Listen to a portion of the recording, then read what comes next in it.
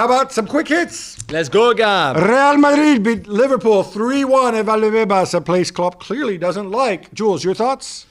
I thought Klopp should have spent more time explaining how you can let Toni Kroos with so much time on the ball. I mean, he was in his sofa watching Netflix, and then you let him pass the ball right and left and top corner, wherever you want. A little hand gesture before the call. Exactly, which was incredible. Casey at the bat, man. Called home runs. Talk to me about tactics. Talk to me why you didn't press him more, why there was not enough pressure on Modric, on the third goal, on that mistake from Alexander-Arnold for the second goal. Especially when you're a pressing team. Exactly. That's what you do. What happened? More than, it's a training ground stadium. It's not a real stadium. We know it was disturbing to us. Why are you trying to find those excuses? Please. Yeah. It's kind of un-Klopp-like to But start. he's been at it all season. VAR, the referee, the schedule, UEFA, the Southgate, the 5 subs. Every time there's something. And now the training ground? I mean, come on. I think I take your point on that. I think it also puts into context what Arsenal are right now. Given the weekend, I don't want to take too much away from Real Madrid though, because I thought they played really well. Liverpool certainly had their flaws. The Kroos, the Vinicius thing. You're happy for Vinicius because finally it comes together. He had a tough season. Yeah. You wonder if it's going to be consistent, but obviously you can see what a weapon he can be if he ever masters that.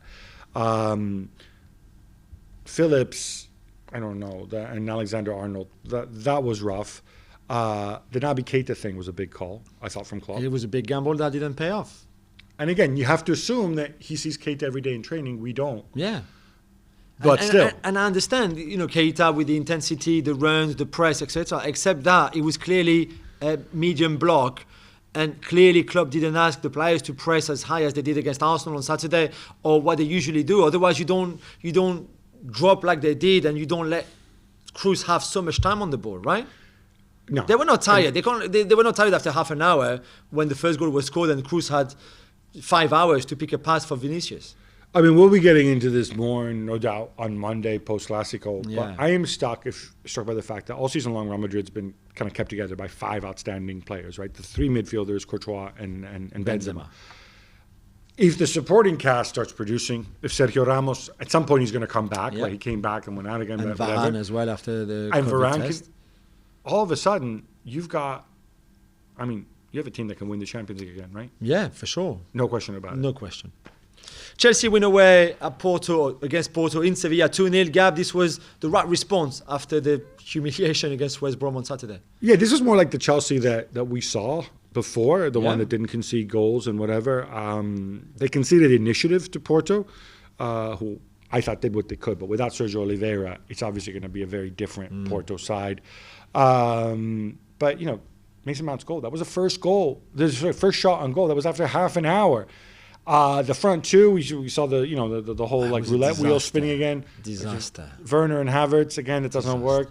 By the way, just because you play Havertz at center forward doesn't mean he's automatically a false 9. He can either play as a false 9 or can play as a striker. I don't know, he can play as anything because he never got the ball. He didn't play. Werner has obviously got issues. I don't think he can play his way out of it. But, 2-0, really good result. Yeah. They got one put in the semi-final, I think, at this stage. Yeah. Well, thank you very much for watching ESPN on YouTube. For more sports highlights and analysis, be sure to download the ESPN app. And for live streaming, premium content, and let's not forget as well, ESPN FC 7 days a week. Subscribe to ESPN Plus.